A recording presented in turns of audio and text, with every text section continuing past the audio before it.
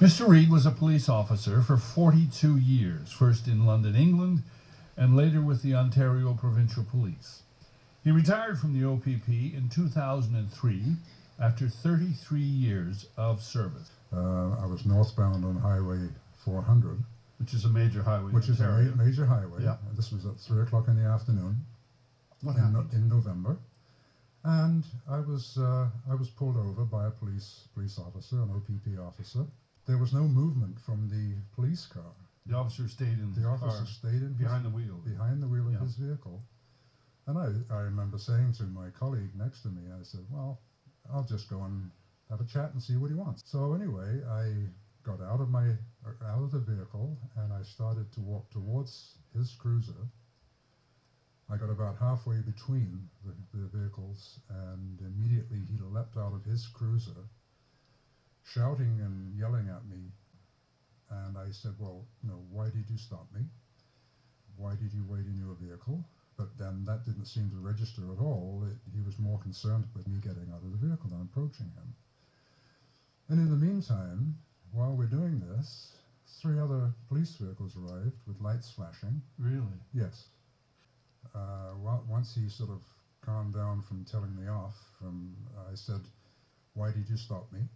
And he replied, you are a suspended driver. And I said, I am not a suspended driver. I said, my name is Michael Reed. I'm a retired OPP officer.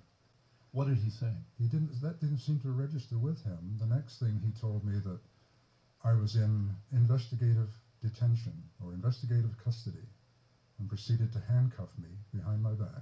Now, just a minute. He handcuffed you? He handcuffed me with my hands behind my back. When you told him you were a retired officer, what did he say to you? Well, this was a little bit when I was sitting in the back of the car. Handcuffed. Yeah. He said to me, how long ago did you retire?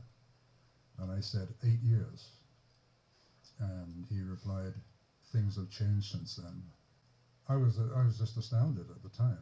I mean, this thing, I wasn't expecting any of this, of course. I mean, my intention of engaging him was in a more or less a collegial manner.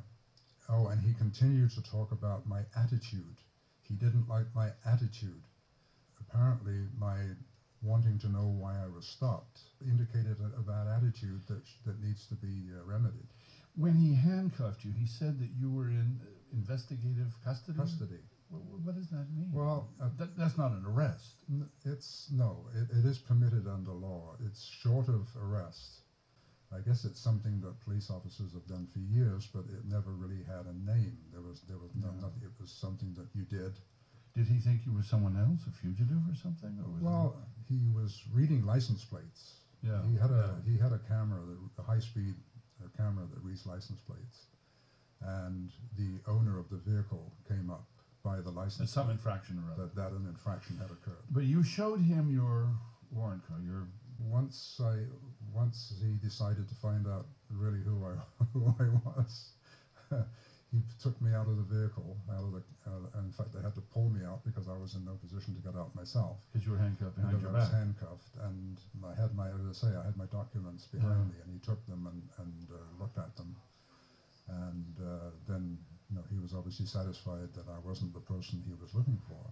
There's an irony here because as a staff sergeant in the OPP, you actually trained officers how to conduct highway stops. I did. We conducted at the academy in Brampton. I never used the word routine traffic stop because there is no such thing as a routine traffic stop. But what we would call maybe a lower risk traffic stop, and we also did high risk takedowns. But what really bothered me more than anything, Michael, was the fact that I filed a complaint with the Office of the Independent Police Review Director. This is the civilian oversight, which had been in effect about 2 years at that time. What was the decision of that body? Well, they turned everything back to the OPP, the force involved.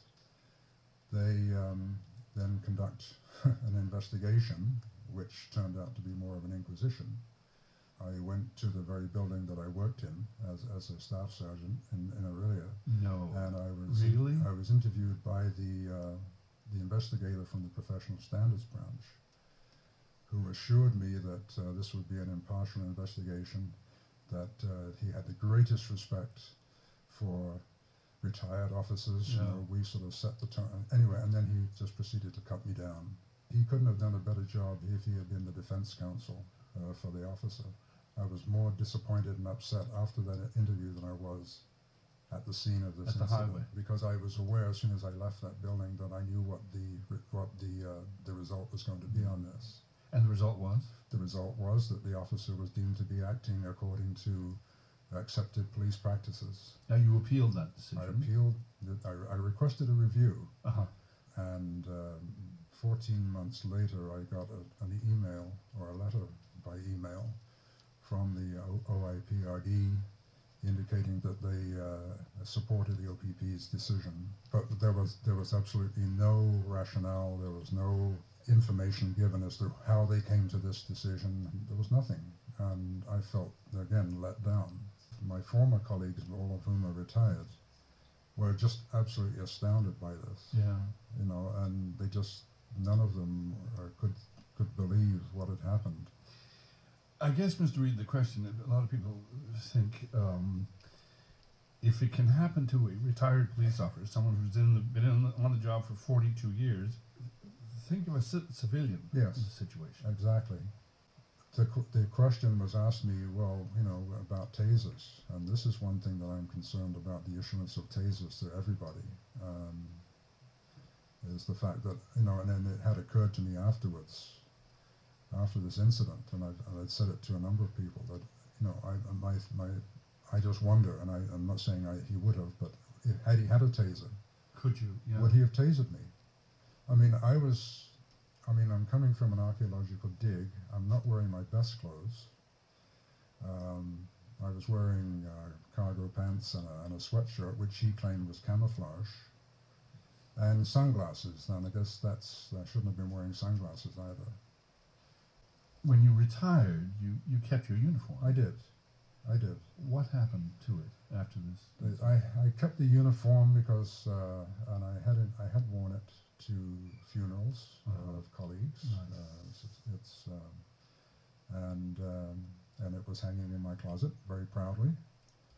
And after the final decision was reached, and I realized that it was going no further, I took my uniform and I took it back to headquarters. I took it into the office of the Professional Standards branch of the OPP, and I said, this is my uniform. I wore it proudly for 33 and a half years. I don't want it in my house anymore. All the plaques and paraphernalia that I was given on my retirement have disappeared off the walls of my house. And I realized that there's probably people thinking, well, suck it up. But I'm the kind of person who was very proud of being a police officer. I'm a proud person. And this affected me very deeply. The fact that not only, as I said, the officer himself on that particular day, I felt that he acted inappropriately. And all I was looking for when I went in for my interview with the investigating officer, he said, what do you expect to get from this? And all I said was, I expect to get an unequivocal, not an apology, but an acknowledgement that this was wrong. That's all. I wasn't looking for anybody to be punished. I just wanted someone in the OPP to say, this was wrong. Why are you doing it? Why are you talking to me across this table? I'm concerned about the police. I'm concerned about the attitude of police officers. I'm concerned about their interaction with the public. And it bothers me still, even though I'm no longer a member. You don't spend that many years with an organization, and then seeing it being degraded, or what you perceive to be degraded. And I've heard anecdotally other stories of somewhat similar aggressive behavior on the part of police officers. And I don't know whether this is just a reflection of society as it is today. It's still, like I say, I was a police officer from the time I was 19 till I retired at the age of 62. And that was my life.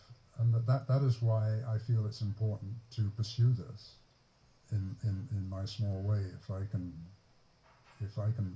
wake somebody up and say, look, you've got to treat people decently. it's to the benefit of the police to do this, because people aren't going to talk to you. Yeah.